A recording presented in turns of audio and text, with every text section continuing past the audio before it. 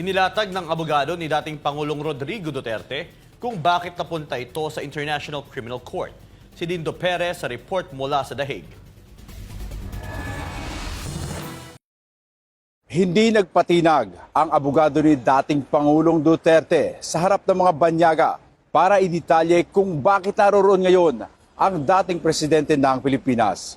Sa harap ng International Criminal Court sa The Hague, klinaro ni Attorney Salvador Mendeldea, abogado ni dating Pangulong Rodrigo Duterte, ang mga pangyayari bago ito napas sa kamay ng mga banyaga. Kung maaalala, inamin ng administrasyon ni Marcos Jr. na sila ang nag-sponsor ng eroplanong sinakyan at nagdala sa dating Pangulo sa ICC. Pero ayon kay Mendeldea, ang totoo, dinukot si Duterte at sapilitang dinala sa The Hague.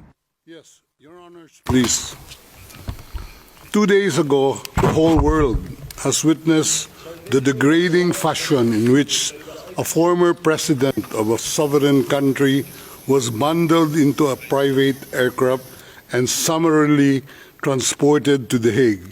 To us lawyers, this would be called an extrajudicial rendition.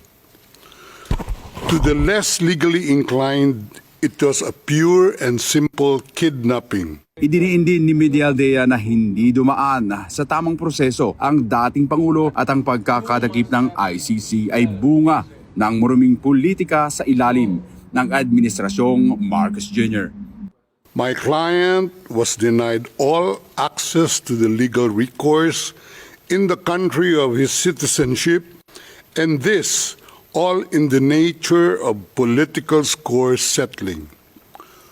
Two troubled entities struck an unlikely alliance, an incumbent president who wished to neutralize and choke the legacy of my client.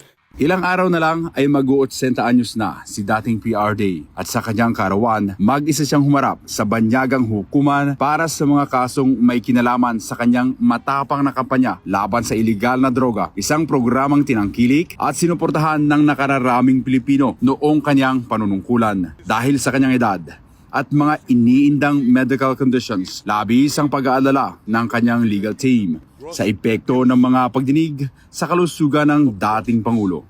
Given the precipitous arrival of my client, an elderly man with debilitating medical issues, hard of hearing and poor of sight, he was taken to a hospital for observation.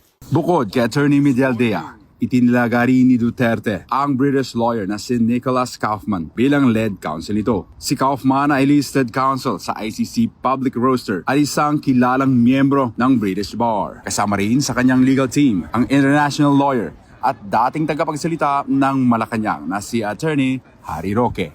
Ngayong nalaman na ng buong mundo ang storya kung bakit nasa ICC si FPRRD. Nanawagan naman ang suporta ang kanyang legal team sa mga Pilipino dahil sa mahaba-habang legal battle na kanilang susungin. Mula dito sa The Hague, Netherlands, Dindo Perez, SMNI News.